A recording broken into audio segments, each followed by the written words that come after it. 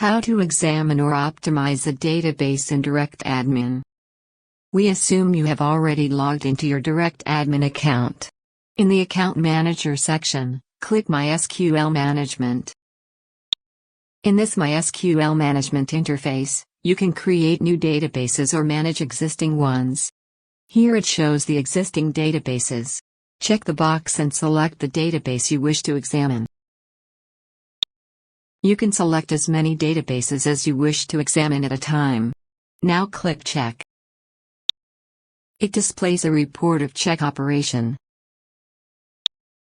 Similarly, you can select the database and optimize it. It shows a report on optimizing database operation. Now you know how to examine or optimize databases.